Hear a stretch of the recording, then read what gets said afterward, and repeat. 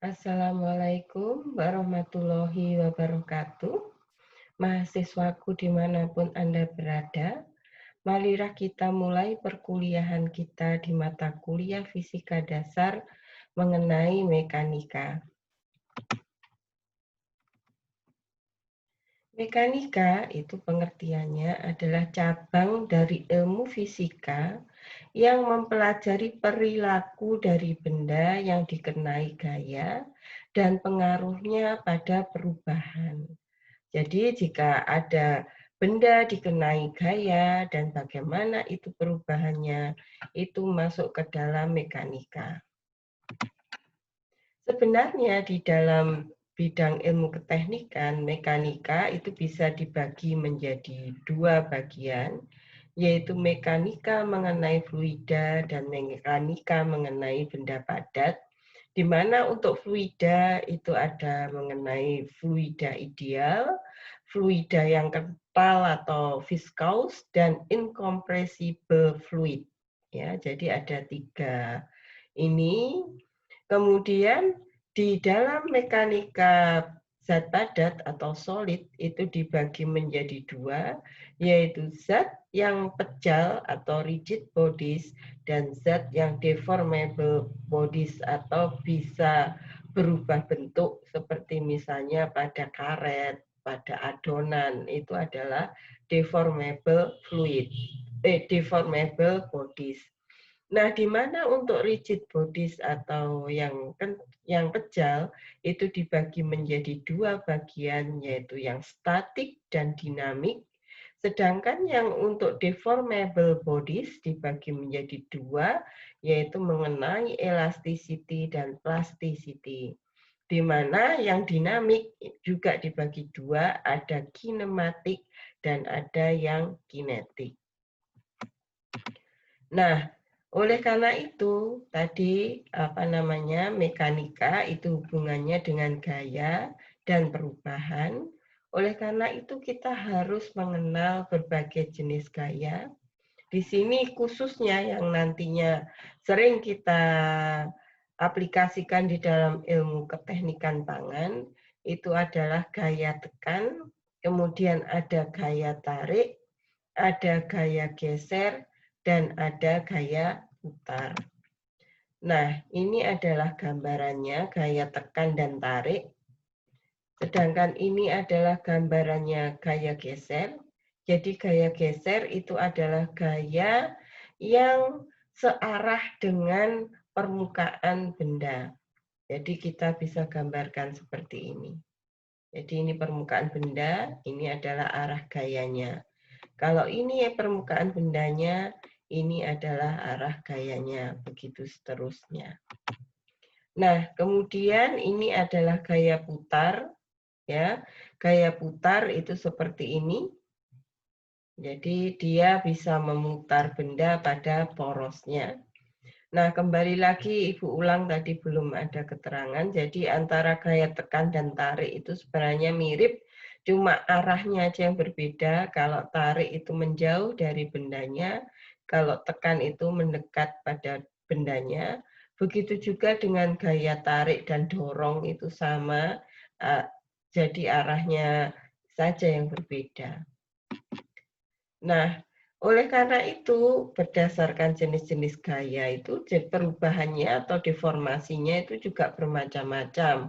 Mungkin dulu waktu Anda masih di SMA, jika suatu benda dikenai gaya, itu hanya ada perubahan posisi atau perubahan jarak. Tapi sebenarnya deformasi di dalam ilmu mekanika berdasarkan grafik yang sudah Ibu berikan di atas, itu ada perubahan letak atau jarak, kemudian ada perubahan bentuk, kemudian ada perubahan sifat. Apakah itu viskositasnya, itu kalau menyangkut mekanika fluida, juga ada elastisitasnya jika ini menyangkut benda mekanika pada benda padat yang deformatif. Jadi di sini laju perubahannya tidak hanya jarak, tetapi ada bentuk juga, ada viskositas, juga ada elastisitas.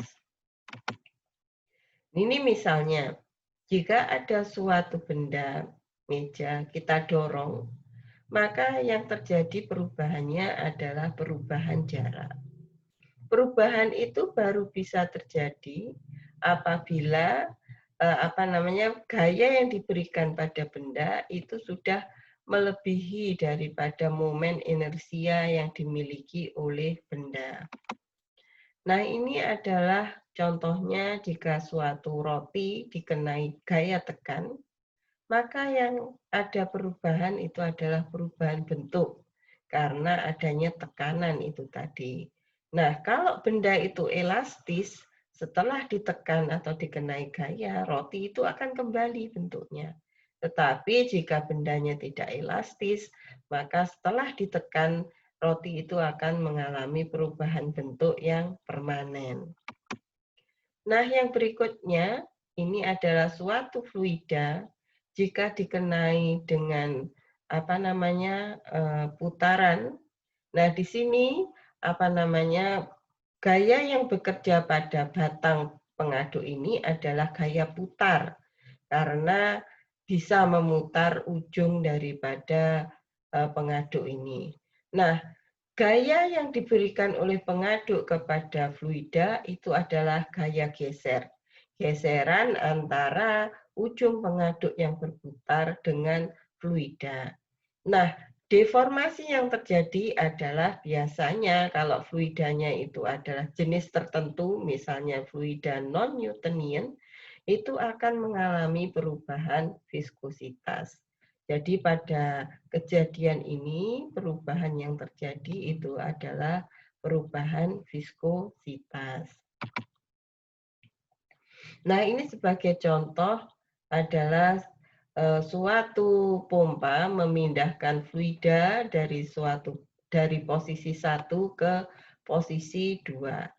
Jika jenis pompanya ada centrifugal pumps, maka gaya yang diberikan oleh pompa ini dari gaya putar dirubah menjadi gaya dorong yang bisa memindahkan fluida dari titik 1 ke titik 2. Nah, ini deformasi yang terjadi adalah perpindahan posisi. Jika fluidanya itu kebetulan fluida yang tidak mudah berubah viskositasnya. Tetapi jika fluidanya itu adalah fluida yang bisa berubah viskositasnya karena adanya gaya geser, maka perubahan yang terjadi selain perubahan posisi itu juga ada perubahan viskositas. Jadi bisa jadi di dalam suatu benda yang dikenai gaya, perubahan itu tidak hanya kepada satu jenis saja, bisa 2 atau bahkan 3 jenis perubahan yang bisa terjadi pada benda tersebut. Ya, di sini laju perubahan atau deformasi yang terjadi jika suatu benda dikenai gaya itu tergantung pada jenis dan besarnya gaya, terus kemudian tergantung pada sifat daripada bahan atau benda, dan kemudian tergantung juga pada kondisi lingkungan. Seperti meja ini, apakah lantainya kasar atau halus, itu adalah kondisi lingkungan. Nah, sifat daripada bendanya itu berapa inersia yang dimiliki oleh benda. Nah, besarnya gaya tentunya akan bisa mempengaruhi berapa jauh jarak yang ditempuh jika meja tersebut didorong. Nah, secara umum, besarnya gaya itu bisa dinyatakan sebagai M kali A. Kenapa ini ada tanda ini? Ini resultante atau jumlah, karena gaya itu dipengaruhi arah.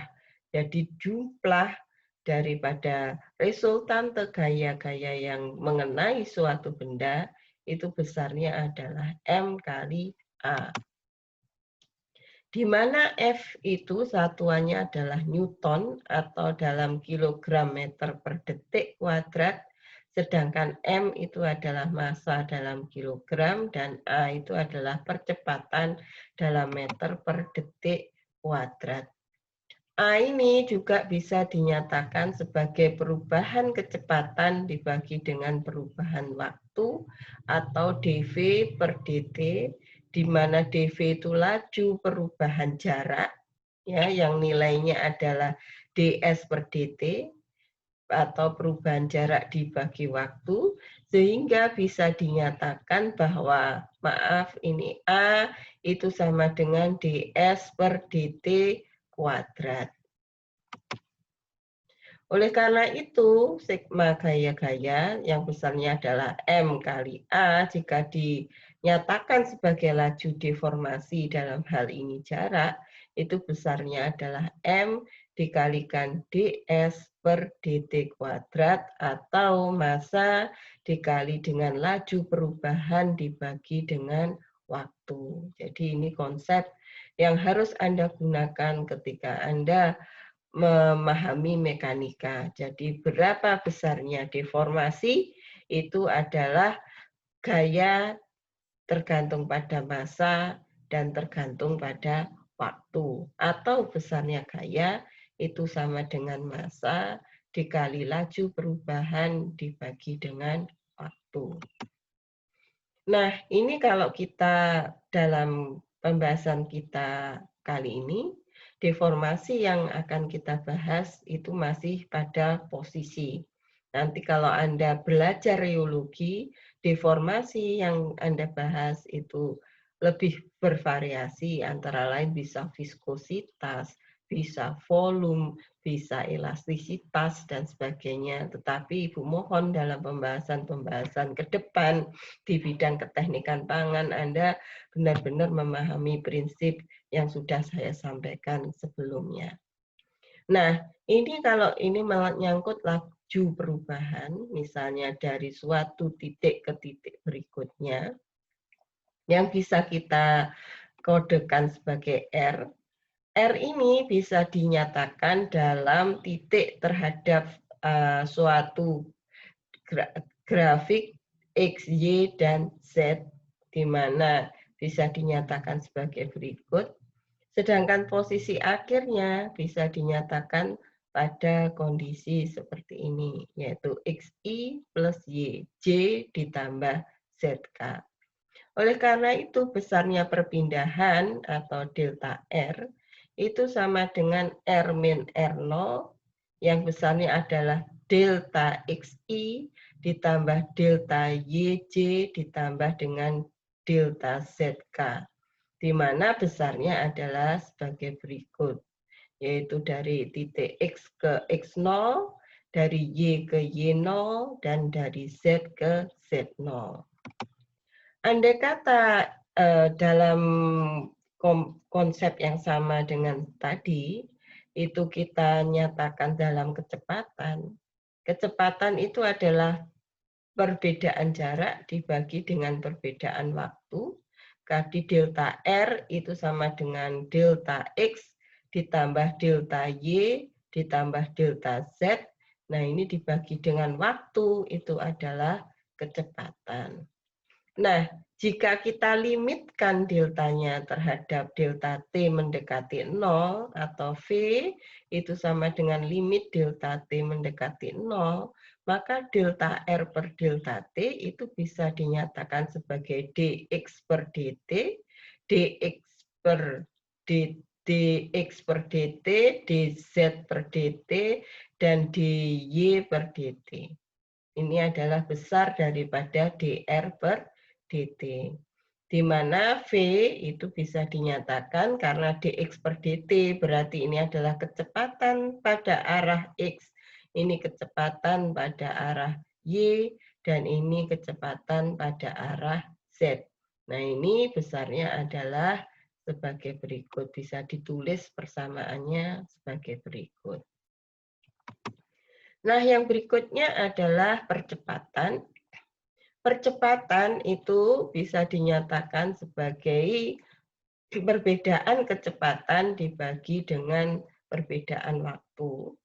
Oleh karena itu, dengan konsep yang sama dengan sebelumnya, A itu sama dengan dV per dt, Oleh karena itu, kalau kita vektorkan terhadap X, Y, Z, maka akan menjadi A sama dengan dVx per dt ditambah dVy per dt ditambah dengan dVz per dt, di mana besarnya A itu sama dengan sebagai berikut.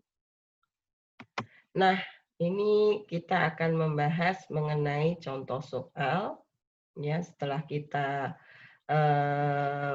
mendalami teorinya tadi. Jadi, sebuah partikel bergerak dengan perubahan jarak yang ditempuh terhadap perubahan waktu mengikuti persamaan berikut. Persamaannya adalah X sama dengan T pangkat 4 min 4T pangkat 3 min T kuadrat plus 16T min 12. Jadi perubahan jaraknya itu sudah merupakan suatu fungsi waktu di mana satuan jarak untuk perubahannya adalah meter. Pertanyaannya adalah hitunglah kecepatan partikel setelah bergerak 2 detik. Kemudian hitunglah percepatan minimum dan maksimumnya. Kemudian yang berikutnya adalah hitunglah gaya yang diperlukan dalam waktu 1 menit dan berat benda 2,5 kg. Nah, untuk menjawab pertanyaan yang A, kita tahu dari teori yang sebelumnya bahwa besarnya V itu sama dengan dx per dt. Oleh karena itu, persamaan dari X ini kita turunkan terhadap T, atau T pangkat ini persamaannya dibagi dengan dt, maka Anda akan memperoleh persamaan ini yang merupakan turunan dari persamaan sebelumnya. Nah, ini adalah nilai persamaan dari kecepatan terhadap waktu. Nah, di sini sudah ditanyakan berapakah waktunya, kecepatannya pada waktu 2 menit, 2 detik, maaf ini Ibu salah ketik, 2 detik, maka angka 2 ini kita masukkan sebagai pengganti T. Ya, di sini sehingga Anda akan memperoleh nilai V setelah benda bergerak 2 detik itu adalah 4 meter per detik. Ya. Nah, setelah itu pertanyaan yang kedua, hitunglah percepatan minimum dan maksimumnya. Nah, di sini kita harus membuat turunan lagi karena kita tahu bahwa nilai daripada A itu sama dengan dV per dt. Ya, kemudian kita turunkan persamaan yang ini yang sudah kita peroleh dari turunan X tadi yang merupakan nilai V, kita turunkan lagi, maka Anda akan memperoleh nilai ini atau 12T kuadrat min 12T min 2. Ini adalah persamaan yang menunjukkan percepatan atau A.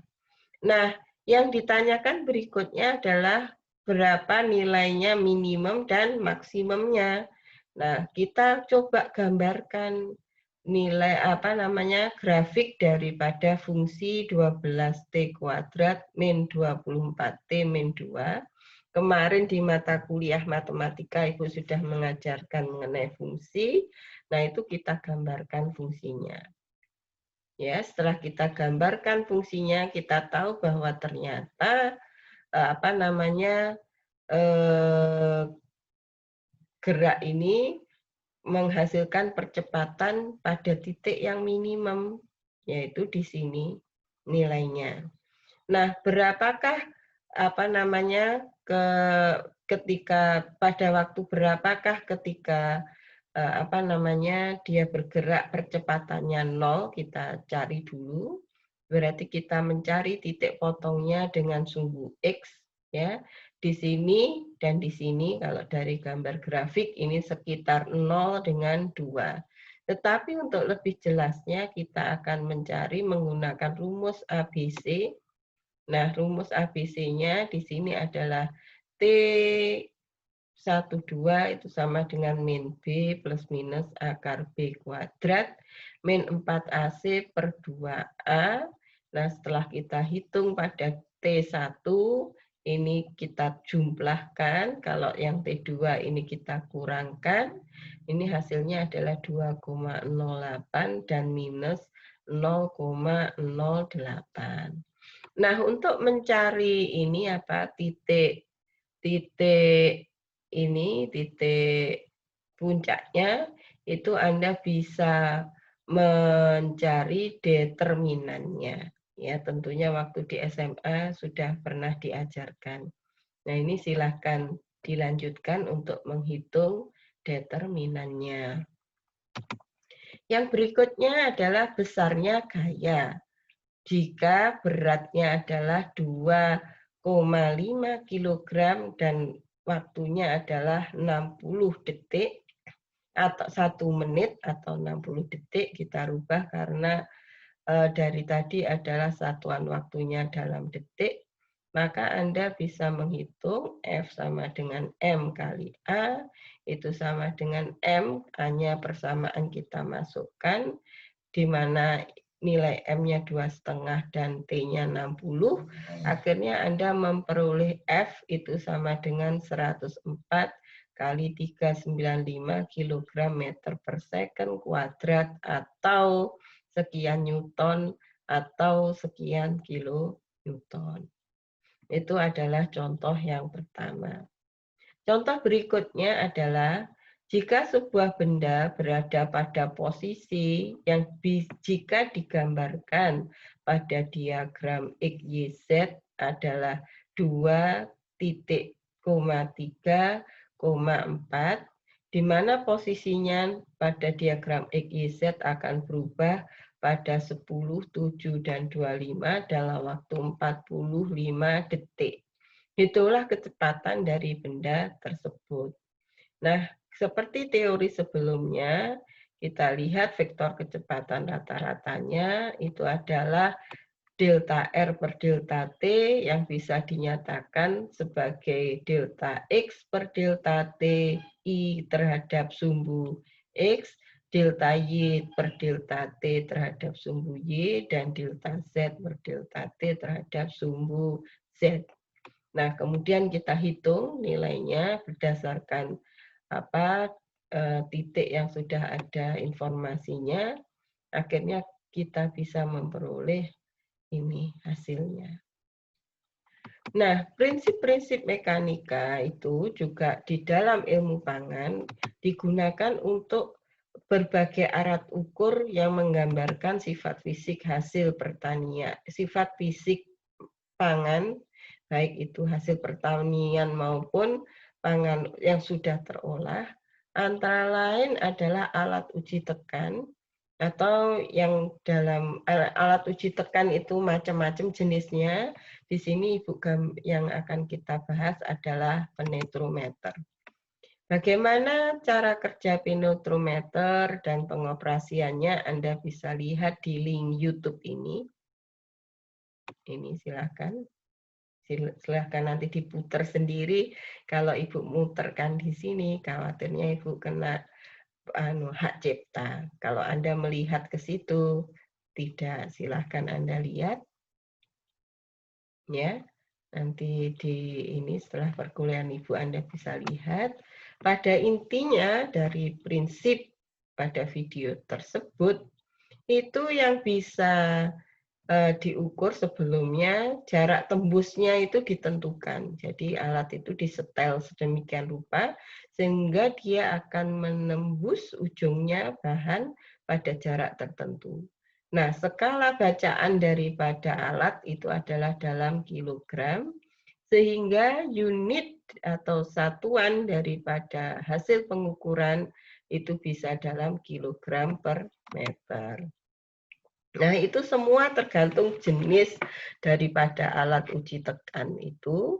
Ada yang pembacaannya itu dalam gaya atau F, sehingga alat itu satuannya menjadi Newton per meter persegi, menjadi berapa besarnya gaya tekan yang dibutuhkan oleh suatu alat itu untuk menekan benda. Nah, biasanya alat ini, alat uji tekan ini digunakan untuk mengukur tekstur atau kerenyahan daripada bahan pangan. Seperti misalnya apel atau roti, yaitu berapakah kekerasannya atau teksturnya bagaimana. Itu bisa diukur dengan menggunakan alat ukur uji tekan. Jenisnya macam-macam, Anda bisa searching di internet. Selain itu ada alat ukur lagi yaitu alat uji tarik. Nah, gambarannya seperti ini. Nah, ini bisa dipakai untuk mengukur elastisitas daripada suatu bahan pangan atau makanan, seperti misalnya kulit mie, juga alat pengemas makanan, misalnya bahan pengemas makanan, misalnya plastik, atau misalnya untuk ini mie, pasta-pasta jenis lain, itu bisa menggunakan untuk mengetahui berapa elastisitasnya menggunakan alat uji tarik. Nah, untuk contohnya Anda bisa lihat di link ini. Nah, ini di sini yang sebagai contohnya pada link itu adalah uji tarik pada plastik. Nah, ini prinsipnya benda itu ditarik sampai putus. Nah, gaya yang digunakan sampai benda itu putus, itulah yang terbaca pada pembacaan alat itu. Sehingga hasil pengukuran untuk hal ini pada uji tarik dinyatakan sebagai gaya perluas bidang tarik atau F per A. Ya, oleh karena itu satuannya dalam Newton per meter kuadrat. Ya, itu merupakan satuan tekanan. Oleh karena itu biasanya disebut sebagai tensile stress atau tekanan tarik ya. Itu adalah beberapa alat yang Ibu review di sini yang menggunakan prinsip mekanika. Baiklah, saya kira cukup sekian dulu kuliah dari saya. Silahkan nanti kita diskusikan lebih lanjut dan silahkan mengerjakan tugasnya yang sudah Ibu tentukan pada sister Anda masing-masing. Saya kira cukup sekian. Wassalamualaikum warahmatullahi wabarakatuh.